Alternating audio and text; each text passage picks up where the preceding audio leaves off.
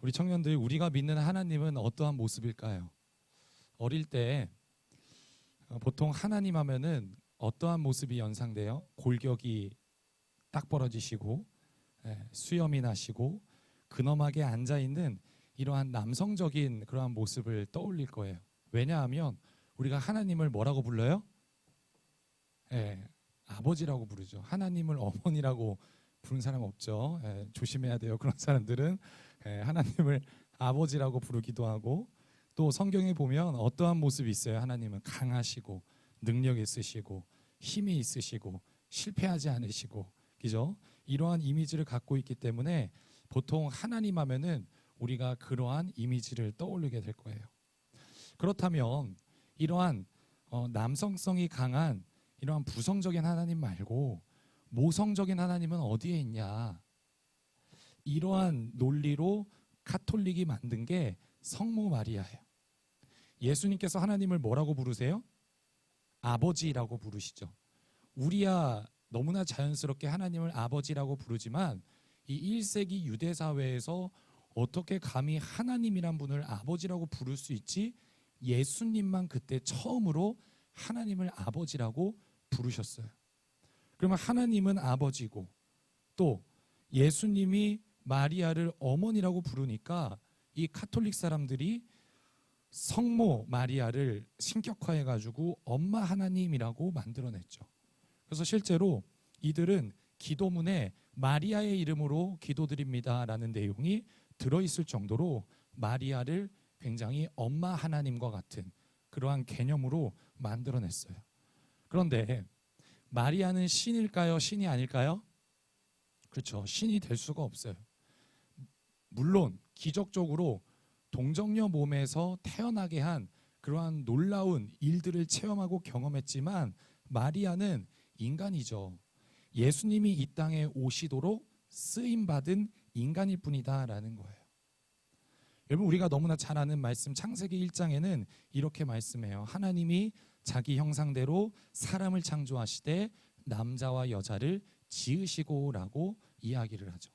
그런데 여기서 중요한 거는 하나님의 형상대로 남자를 지으시고 말씀하지 않고 하나님의 형상, 즉 하나님의 모습과 하나님의 속성이 담겨 있는 사람을 만드셨는데 남자와 여자를 함께 말씀한다라는 거예요. 즉 하나님은 우리의 이미지로 어떠한 부성적인 남성적인 그러한 이미지를 떠올리겠지만 여러분, 하나님의 형상, 그 모습 속에는 부성과 모성이 두 가지가 함께 담겨져 있다라는 거예요. 여러분, 만약 하나님이 부성의 모습만 갖고 있다면 우리 인간에게는 심판과 용서 대신에 심판만 주어졌을 거예요. 그런데 하나님은 모성의 하나님도 되시기 때문에 어떠한 모습이 있는 거예요? 품어주고 기다려주고 용서하고 받아주고 안아주는 그러한 따뜻한 사랑을 느낄 수 있다라는 거예요. 여러분, 어떠한 종교도 모성의 사랑을 가진 신은 없어요. 여러분, 한번 다 이 세상의 모든 종교들을 한번 다 생각을 해보세요. 어떠한 종교도 모성적인 사랑을 갖고 있는 신은 없어요. 다 신적인 존재는 뭐예요? 인간에게 어떠한 제물을 받아야 되고 제사를 받아야 되고 인간은 철저하게 공양하면서 섬겨야 되는 게 바로 다른 종교들의 다 신의 모습이죠. 여러분, 유일하게 기독교만 모성의 사랑의 하나님을 갖고 있다라는 거예요. 여러분, 우리 기독교가 말하는 하나님과 같은 하나님을 섬기는 민족이 있죠. 이슬람들, 그죠? 이스마엘의 후손이라고 하는 이슬람들, 그들도 우리와 똑같은 구약에 나오는 하나님을 섬기지만 그들은 그릇된 하나님을 갖고 있어요.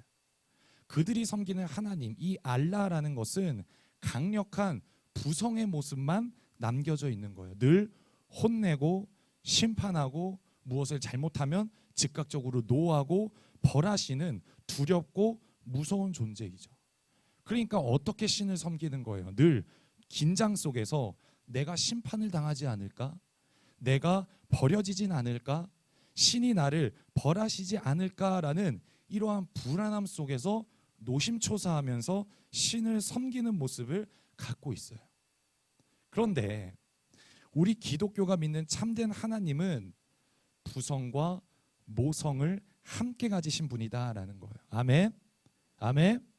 여러분, 어떻게 보면 하나님의 부성적인 모습은 하나님의 외적인 사역적인 모습들이에요. 힘이 있고 전쟁에 나가서 승리하시고 어떠한 하나님의 일하심의 외적인 측면이라면, 여러분, 모성의 하나님은 그분의, 따라해볼까요? 참된 속성, 다시 한 번 더, 참된 본질. 모성의 하나님은 그분의 참된 본질이다라는 거예요. 그래서 여러분, 우리가 하나님을 믿고 섬기고 예배하지만, 신을 섬기지만, 여러분, 신에 대해서 우리는 어떠한 감정을 느낄 수 있어요? 사랑의 감정을 느끼잖아요. 이러한 신이 어디 있어요, 여러분?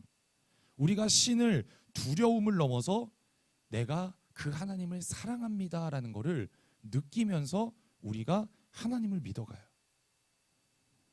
또 하나님을 경외하고 그분의 전지전능하시고 엄청난 대단하신 그 하나님의 경외함을 넘어서 우리가 하나님을 어떻게 느껴요? 친밀하게. 아멘. 하나님과 교제할 수 있다. 하나님과 동행할 수 있다. 하나님이 친구처럼, 때로는 신랑처럼, 때로는 연인처럼 하나님과 내가 그렇게 교제할 수 있다. 여러분, 이게 얼마나 큰 축복이에요. 아멘. 한번 생각해 보세요. 신이 그냥 내가 무조건 공양하고 섬기는 존재가 아니라 내가 사랑하는 감정을 느낄 수가 있어, 신한테. 또 내가 신을 향하여 친밀함과 교제와 이러한 마음들을 가능할 수 있다라는 거죠. 왜? 하나님은, 모성의 하나님이야말로 우리 인간을 향한 최고의 선물이다라는 거예요. 아멘. 우리 청년들, 우리가 믿는 하나님, 우리가 섬기는 하나님은 이러한 하나님이에요. 그래서 성경을 보면 하나님의 모습이 다이아몬드의 면면처럼 여러 가지 속성들이 굉장히 많이 있는데, 하나님은 능력이시니라, 하나님은 지식이시니라, 하나님은 힘이시니라 라고 정의하지 않고, 오늘 사도 요한이 뭐라고 정의하냐, 우리 16절 말씀 같이 한번 우리 읽겠습니다. 시작. 하나님이 우리를 사랑하시는 사랑을 우리가 알고 믿었노니 하나님은 사랑이시라. 사랑 안에 거하는 자는 하나님 안에 거하고 하나님도 그의 안에 거하시느니라. 아멘.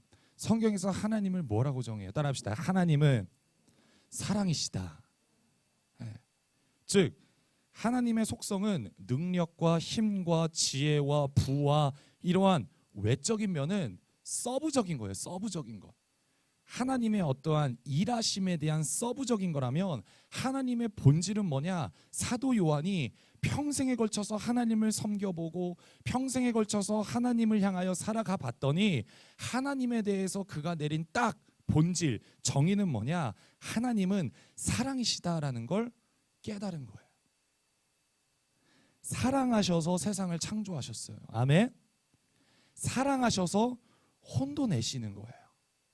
또 사랑하셔서 그분의 힘을 나타내시고, 사랑하셔서 지난주에 우리가 나눴던 것처럼 상처도 받으세요. 여러분, 하나님도 상처받습니다. 아멘. 여러분, 예수님만 이 땅에서 상처받으신 게 아니에요.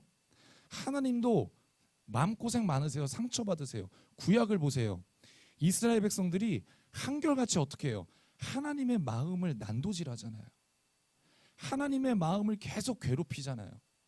구약에 보면 이스라엘 백성들이 계속해서 하나님의 마음에 상처를 줘요. 그러면 하나님이 그들을 향하여서 보복하고 너 감히 신한테 이따구로 해?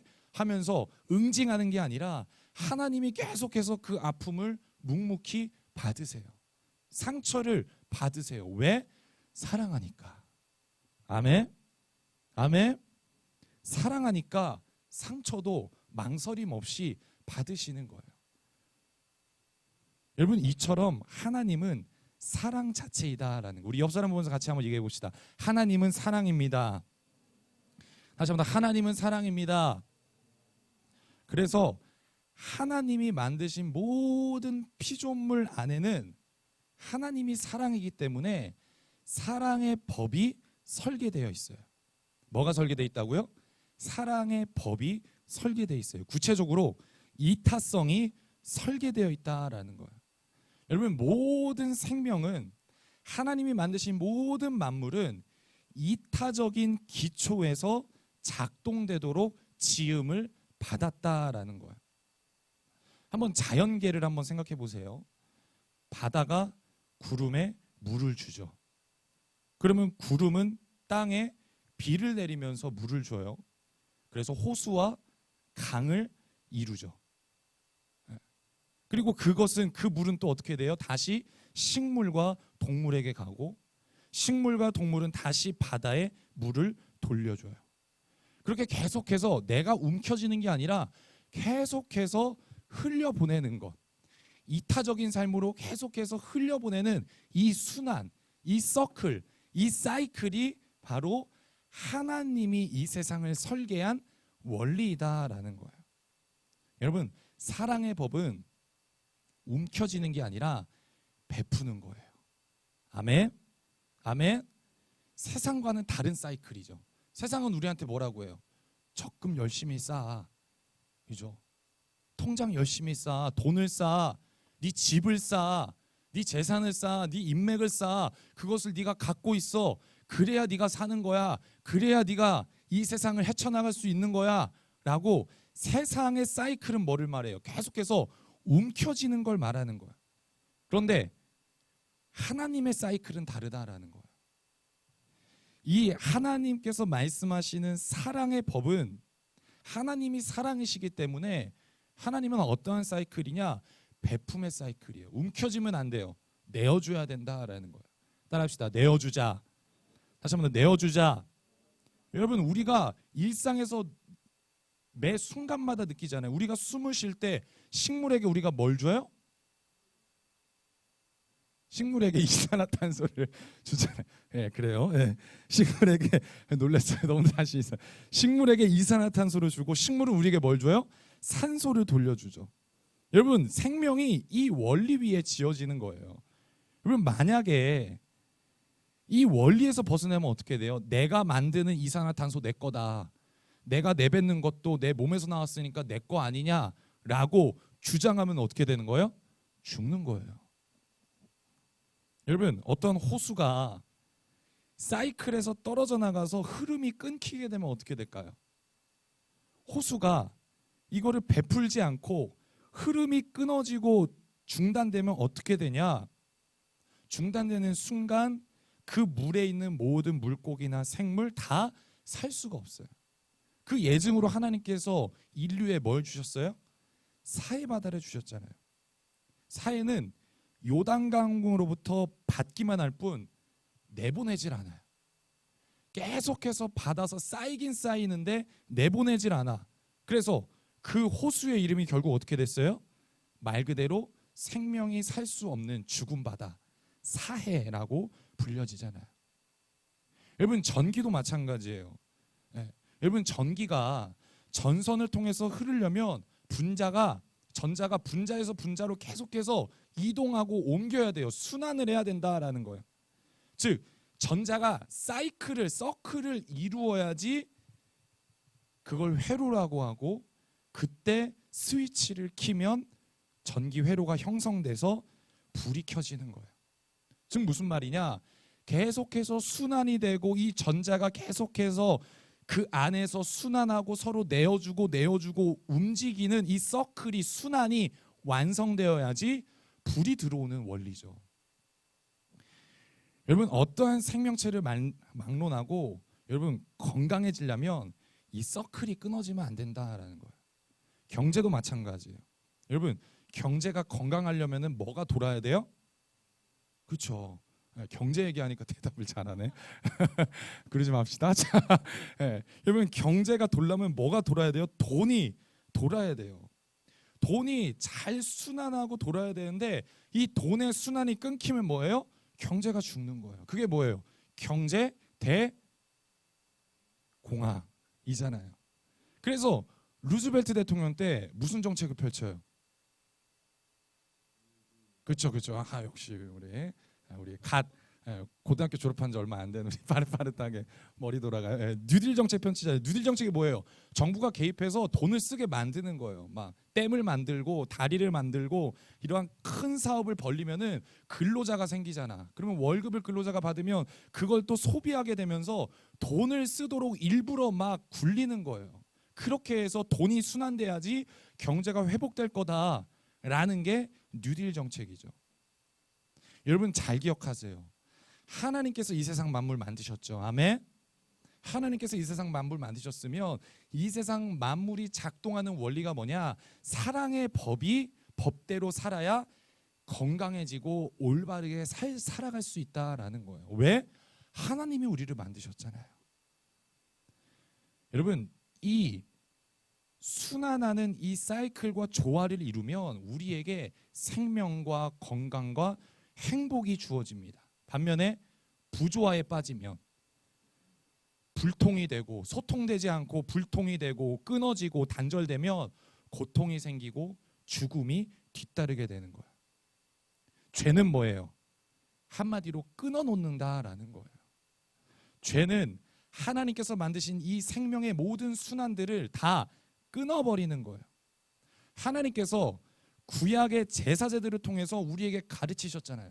제사를 드릴 때 사람이 자기의 죄를 속하기 위해서 제물을 들고 가잖아요. 양과 염소와 소와 같은 제물을 가지고 간 다음에 그 동물의 귀에 자신의 죄를 고백하면서 자신의 죄를 동물에게 전가시켜요. 그 다음에 그 동물을 어떻게 해요? 죽여버리죠. 목을 쳐서 그 생명을 죽여버려요. 여러분 생명이 살려면 우리 몸 안에 뭐가 돌아야 돼요? 피가 순환이 되고 피가 잘 돌아야 돼요. 그런데 죄가 들어오니까 그 피를 어떻게 해야 되는 거예요? 끊어버릴 수밖에 없는 거예요.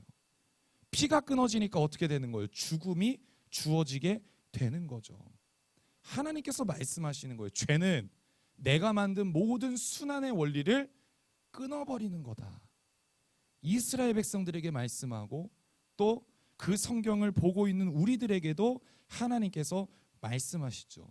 여러분 죄는 이 하나님께서 설계하신 이 순환을 끊어버리는 거예요.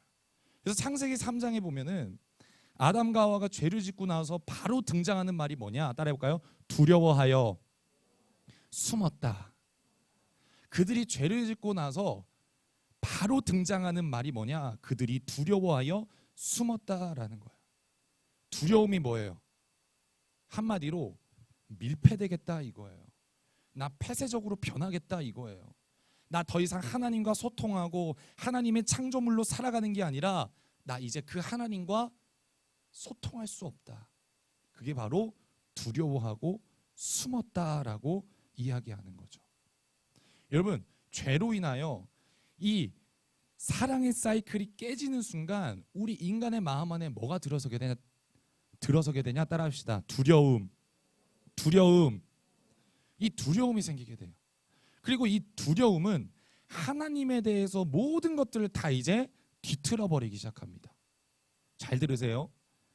여러분 죄는 우리에게 두려움을 심어주고 그 두려움은 하나님에 대해 모든 것들을 다 왜곡되고 삐뚤어지게 변질시킨다라는 거예요. 하나님에 대한 신앙을 왜곡시켜버려요. 하나님의 본질이 무슨 하나님이라고 했어요? 사랑의 하나님.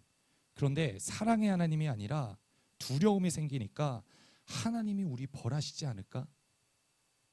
비가 내리면 하나님이 이 물로 홍수를 쓸어버리셨는데 하나님께서 진노하셨다.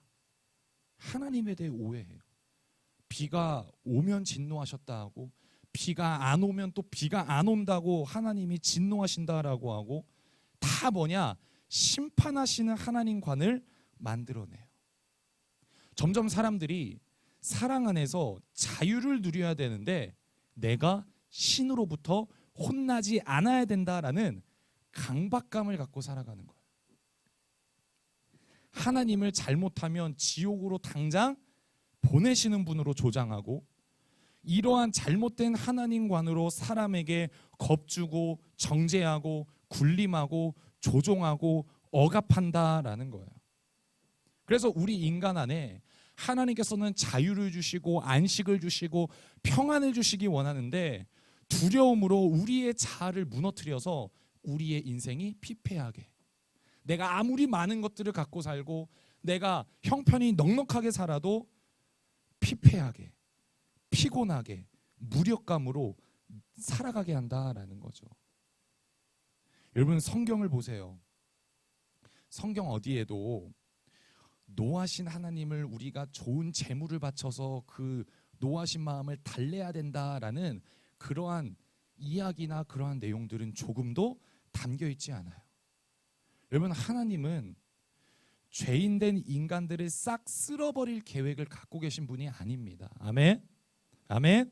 그분은 어떠한 분이시에요? 오히려 그 죄 가운데 맨날 나한테 상처 주는 그 인간을 향해서 심지어 내 아들까지 내어주시는 분이잖아요. 아멘? 인간에게 인간을 위해서 희생하시는 하나님이다라는 거예요. 왜? 하나님의 본질은 사랑이기 때문에. 여러분, 하나님은 무너진 것을 절대 힘으로 세우지 않습니다. 하나님은 뭘로 세우세요? 사랑으로 회복하고 세우시는 분이에요. 그래서 하나님은 절대 빨리빨리 행하시지 않습니다. 쉽게 행하시지 않습니다. 단번에 행하시지 않으세요. 왜? 단번에 한다라는 게 뭐예요? 쉽게 한다라는 게 뭐예요? 빠르게 한다라는 게 뭐예요? 내가 가진 힘으로 빨리 한다라는 거잖아요. 근데 하나님은 아무리 전지전능한 하나님이다라고 해도 어떠한 문제를 해결할 때 본인이 갖고 있는 힘으로 할 수 있지만 그렇게 힘으로 행하시는 하나님이 아니에요. 왜? 사랑의 하나님이기 때문에 하나님은 모든 걸 사랑으로 회복하시는 분이다라는 거예요. 그래서 아들 예수를 보내셨고, 그래서 하나님은 시간이 필요한 거예요. 시간이 걸리는 거예요. 느릴 수밖에 없는 거예요. 세상의 관점에서 봤을 때 답답하고 미련해 보이고 어리석어 보이지만 그게 진정한 회복이다라는 거예요. 아멘. 여러분, 우리 청년들, 우리가 오늘부터 이 요한일서에 대해서 나누면서 하나님은 어떠한 분이신가에 대해서 계속해서 나눌 텐데, 첫 시간으로 가장 중요한 건 하나님은 사랑이세요. 아멘. 아멘. 여러분들이 어떠한 짓거리를 해도 하나님은 여러분들을 사랑하십니다. 아멘. 아멘. 오늘 오전 예배 때 담임 목사님께서 말씀하셨잖아요. 여러분, 하나님께서 40년을 이스라엘 백성들을 만나와 메추라기를 먹이는데 잘했을 때만 뭐 먹이셨어요? 그들이 너무나 죄악 가운데 있고 너무나 엉뚱한 짓 하고 너무나 마음에 안 들면은 그 음식을 끊으셨나요? 아니에요. 하나님은 그들이 어떠한 모습과 어떠한 상황과 어떠한 상황에 처해 있다라고 할지라도 그냥 하나님은 때에 따라 그들을 먹이시고 입히시고 사랑해 주시는 하나님이에요. 아멘. 그래서 하나님은 끝까지 기다리고 인내하며 용납하시는 분이다라는 거죠. 우리 청년들, 여러분, 어떠한 하나님을 섬기고 있나요? 정말 사랑의 하나님이에요? 아니면 두려운 하나님인가요? 여러분, 사랑의 하나님을 예배하면 우리 안에 타인 중심의 사랑이 커질 뿐만 아니라 우리의 신체도 회복이 됩니다. 사랑의 하나님을 예배하는 사람들은 뇌가 예리한 사고력과 기억력이 좋아지고 마음 안에는 안정감과 만족감과 평안함으로 건강한 자아를 갖게 되는 거예요. 무슨 말이냐? 사랑의 하나님을 예배하는 것 자체로 우리의 몸에 회복이 일어난다라는 거예요. 따라합시다. 사랑의 하나님을 예배하며 회복이 되어진다. 반면에 두려운 하나님을 예배하는 자들은 불안하고 초조하고 긴장감으로 그릇된 자아가 형성되게 돼요. 또한 계속된 긴장과 스트레스로 몸도 해롭게 되는 거예요. 여러분, 사랑은 우리를 자유케 합니다. 아멘. 반면에 두려움은 우리를 억압하는 거예요. 여러분, 우리 인간은 몸이 두려움이 형성되면 우리의 신경이 예민해지고 동시에 몸이 손상되게 되어 있어요. 권위주의적인 신은 여러분 늘 우리를 피곤하고 지치게 합니다. 반면에 인간을 위해서 늘 희생하고 섬기는 하나님은 우리에게 힘을 주고 우리에게 위로를 주고 우리의 몸에 생기가 돌게 되는 거예요. 여러분, 그래서 요즘 기업들도 더 이상 권위적으로 직원들을 대하지 않잖아요. 그렇죠? 우리 회사 다니는 사람들. 그런가요? 네. 여러분, 사랑과 자유와 소통 가운데 사람의 능률이 생기는 거예요. 사랑과 소통과 자유 안에 사람 안에 창의적인 사고방식이 팽팽 돌게 되어 있는 거예요. 왜냐? 우리 인간이 그렇게 만들어졌다고요. 사랑의 하나님이 우리를 만들었기 때문에 우리의 DNA 안에 이 베풀고 나누고 서로 사랑하는 사이클이 내재되어 있기 때문에 그렇게 살아갈 때 그냥 하나님이 기뻐하고 하나님이 좋아하는 것뿐만 아니라 우리가 산다고요. 우리가 따라해볼까요? 내가 산다. 다시 말해 내가 산다. 여러분, 사랑의 하나님을 믿고 그 사랑의 하나님의 사랑을 받고 내가 또 사랑하면서 살아갈 때 그때 우리의 모든 정서와 육체와 마음이 회복되고 생기가 나타나게 된다라는 거예요. 우리 청년들 어떠한 하나님을 믿고 있나요? 내가 하나님을 사랑하기 때문에 그분이 싫어하는 죄를 멀리해야지, 이게 아니라 지옥 가면 안 되니까 벌 받으면 안 되니까 죄를 짓지 말아야지. 여러분, 굉장히 결론적으로는 똑같은 말이잖아요. 죄 짓지 말자. 근데 여러분, 어떠한 방식으로 접근하냐에 따라서 누구는 무겁고 두렵고 긴장하는 마음으로 평생을 하나님을 섬긴다고 하고, 누구는 그분이 주시는 위로와 힘과 용기를 갖고 평안함을 갖고 자유함 속에 평생을 신앙생활한다라는 거예요. 여러분, 더 이상 두려운 하나님을 예배하지 말고 이제는 사랑의 하나님을 예배하는 우리 청년들 되기 바랍니다. 아멘. 아멘. 여러분, 하나님은 사랑이세요. 그래서 우리 안에 형성된 이 두려움과 우리 안에 형성된 이러한 죄로 인해서 피폐해진 이 마음들을 회복하기 위해선 하나님의 그 사랑을 경험할 때 우리의 모든 두려움들이 쫓겨나게 되어 있어요. 우리 오늘 말씀 18절 같이 한번 읽어볼까요? 같이 읽습니다. 시작. 사랑 안에 두려움이 없고 온전한 사랑이 두려움을 내쫓나니 두려움에는 형벌이 있음이라. 두려워하는 자는 사랑 안에서 온전히 이루지 못하였느니라. 아멘. 여러분, 하나님의 사랑을 경험하면 우리 안에 두려움들이 쫓겨나게 되어 있습니다. 아멘. 두려워하지 말자, 두려워하지 말자. 우리가 그냥 계속 이미지 트레이닝을 해가지고 두려워하지 말자 이렇게 주문처럼 외우고 그렇게 그냥 인식하고, 이게 아니라 한 가지예요. 우리 안에 두려움과 모든 것들이 사라지려면 하나님을 만나는 거예요. 아멘. 사랑의 하나님을 만나서 하나님이 나를 이렇게 사랑하셨구나, 이거 하나 깨닫게 되면은 내 안에 모든 두려움들이 떠나게 되어 있어요. 내 안에 모든 그릇되고 잘못된 자아들이 다 원상복귀로 회복되게 된다라는 거예요. 그리고 그와 동시에 우리 안에 그 사이클이 돌기 시작하는 거예요. 생명이 주어졌을 때 피가 계속해서 몸을 쉬지 않고 순환하는 것처럼 우리 안에 하나님의 사랑이 주어지면 우린 이제 계속해서 그 사랑의 법대로 그 사이클과 서클이 계속해서 순환하며 돌게 되어 있는 거예요. 그래서 요한일서에서 사도 요한이 뭐라고 말하는 거예요? 다음 주에 우리가 나누겠지만 너희가 서로 사랑해라. 아멘. 너희가 서로 사랑해라. 왜? 그게 상대방을 위한 거지만 그 전에 따라할까요? 내가 사는 것. 다시 말해 내가 사는 것. 네, 내가 사는 거라는 거예요. 여러분, 진화로 믿는 사람 없죠?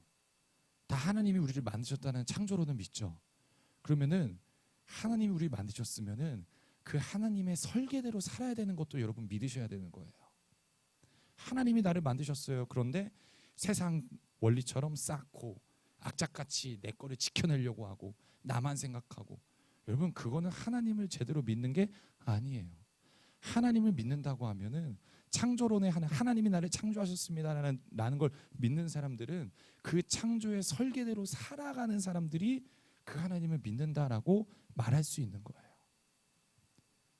하나님이 나를 사랑하셨기에 이제는 우리가 서로 사랑하는 삶. 세상은 뭐라고 합니까?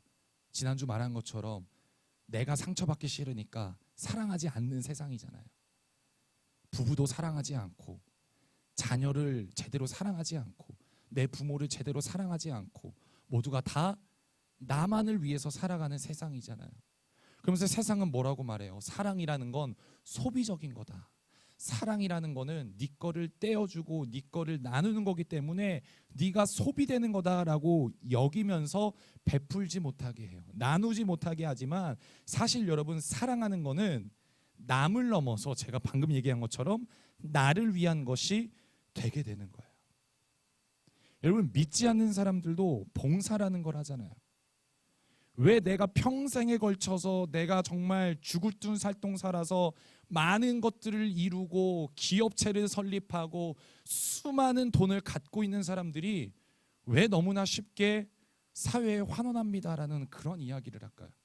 내 자녀가 너무나 역량이 없어 보이니까 주기 아까워서? 그런 차원이 아니에요. 왜 여러분 사람들이 헌신을 하고, 하나님을 안 믿는 사람도, 신을 안 믿는 사람도 여러분 왜 사람들이 봉사라는 거라고 섬김이라는 거라고 왜 헌신하며 살아가냐라는 거예요. 이것을 파악하려고 수십 년 동안 수십 건의 연구가 시행됐어요. 그런데 대부분의 연구에서 이 헌신과 섬김과 봉사는 내 삶을 긍정적으로 만든다라는 결과를 나타냈어요. 아이들의 경우 학업 성취도, 책임감, 삶의 기술, 리더십, 대인관계의 자신감들이 발달하게 되고, 성인들의 경우 봉사하는 사람들이 하지 않는 사람들에 비해서 신체 기능이 더 건강해지고 더 통계적으로 오래 행복하고 오래 사는 경향이 있다라는 연구가 나왔어요. 즉 무슨 말이냐? 누군가를 떼어주고 누군가를 사랑하는 거는 소비되는 게 아니라 진정으로 나를 채우는 거다라는 거예요. 따라해볼까요? 소비가 아니라 채움이다. 다시 한번, 소비가 아니라 채움이다. 왜? 하나님이 이렇게 설계하셨다고요. 하나님이 우리를 이렇게 만드셨는데 무슨 토를 달아요? 말이 안 되잖아요. 말이 안 돼도 하나님이 내가 너희를 그렇게 만들었다라고 하면 끝이에요. 또 실제로 그렇게 헌신하고 섬기며 사랑하며 사는 사람들이 세상이 주지 못하는 그러한 만족과 채움을 얻으면서 살아가는 거예요. 우리 청년들 잘 기억하세요. 나를 위해 살아가면 죽는 인생이에요. 아멘. 나만 위해 살아가면, 우리만 위해 살아가면 우리 인간이 망가집니다. 생각이 망가지고 마음이 망가지고 육체가 망가지게 되어 있어요. 뭐를 위해 살아가면? 나만 위해 살아가며. 반대로 여러분, 남을 위해 살아가면, 남도 위해 살아가면 여러분 회복되게 돼 있어요. 건강해지게 돼 있어요. 생각이 건강해져요. 마음에 여유가 생기고 마음이 건강해져요. 그러면 육체가 달라지게 되는 거예요. 여러분, 하나님이 우리를 그렇게 만드셨어요. 이타적인 삶을 삽시다. 아멘. 우리는 하나님을 믿는 자들이잖아요. 우리가 두려운 하나님, 무서운 하나님, 다른 하나님을 믿는 게 아니라 사랑의 하나님을 믿잖아요. 하나님이 우리를 창조하셨다라는 가장 기본적인 진리를 믿고 살아가잖아요. 그러면 우리도 그 사랑의 서클 속에 살아가야 된다라는 거예요. 하나님은 사랑이십니다. 그리고 그 하나님의 형상대로 창조된 우리 안에는 그 사랑의 DNA가 들어있다라는 걸 여러분 꼭 기억하시기를 바라요. 그렇기 때문에 여러분, 우리가 이타적인 이 사이클의 순환을 살기 위해서는 노력으로 하는 게 아니에요. 노력으로 하면은 또 소비가 돼. 그냥 내 애씀으로 하게 되면은 또 계산이 되고 또 소비라고 여겨지게 되는 거예요. 우리가 어떻게 그 사이클을 순환대로 살 수 있냐? 한 가지, 하나님의 사랑이 우리 안에 회복되면 되는 거예요. 아멘. 제가 여러분들에게 사랑을 하기 위해서 오늘 월요일은 뭐하고 화요일은 뭐하고 수, 목, 금, 토는 뭐하고 살아가십시오 라고 말하는 게 아니라 그냥 우리 안에 하나님의 사랑을 얻게 되면, 만나게 되면, 깨닫게 되면 내가 알아서 어떻게 베풀고 순환하며 살아가는지가 나오게 되어 있는 거예요. 아멘. 그래서 교회는 율법적인 공동체가 아닌 거예요. 율법은 뭐예요? 월요일날 너 몇 시에 기도하고 몇 시에 뭐하고, 화요일날 너 뭐하고 이렇게 다 말하는 게 율법이지만 우리 교회는 복음입니다. 아멘. 복음은 뭐예요? 하나님 만나면 내가 자연스럽게 그 DNA대로 살아갈 수 있다라는 거예요. 꼭 기억하세요, 여러분. 사랑을 받은 자들이 사랑하게 되어 있습니다. 아멘. 그래서 저도 최선을 다해서 사랑을 해요. 누굴 사랑할까요? 네? 왜? 저희 사모도 사랑하고 저희 예원이도 최선을 다해 사랑해요. 예원이를 많이 사랑해요. 왜? 물론 가장 첫 번째는 그냥 좋아. 그냥 내 자식이니까 사랑하는 거 있지만 두 번째로 무슨 마음이 있냐? 이 아이가 나중에 다른 사람들을 충분히 여유 있게 좋아하고 사랑할 수 있는 사람이 되었으면 좋겠다라는 그러한 마음이 있는 거죠. 여러분, 남을 사랑하기 위해선 우리가 충분한 사랑을 받으면 돼요. 근데 그 충분한 사랑이 어디에 있어요? 하나님 안에 농축되어 들어 있어요. 하나님은 완전한 사랑을 가지신 분이잖아요. 아멘. 네. 우리 마지막 11절 말씀 읽고 우리 마치도록 할게요. 같이 읽습니다. 시작. 사랑하는 자들아, 하나님이 이같이 우리를 사랑하셨은즉 우리도 서로 사랑하는 것이 마땅하도다. 아멘. 우리 찬양팀 나와주세요. 여러분, 이 말씀의 순서를 잘 기억하세요. 하나님의 사랑이 먼저 나오고 그 다음에 인간의 사랑이 나오는 거예요. 사랑받고 흘려보내고, 사랑받고 흘려보내고, 이렇게 순환하며 살아가는 게 여러분 하나님의 형상대로 살아가는 삶, 하나님을 믿는 자들의 삶입니다. 사랑합시다. 아멘. 사랑받고 사랑하는 그러한 구원받은 삶, 온전한 삶, 여러분들에게 주어진 사람들에게 충분히 사랑할 수 있는, 여러분 진짜 사랑하면 상처 줘도 괜찮아지더라고요. 진짜 사랑하면 실망이라는 게 생기지가 않더라고요. 충분히 기다려주고 충분히 용납해주고 충분히 받아주는 그러한 사랑의 삶을 살아가는 우리 청년들 되길 바랍니다. 우리 마지막 불렀던 하나님의 그늘 아래 같이 찬양하고 기도하고 마치도록 할게요.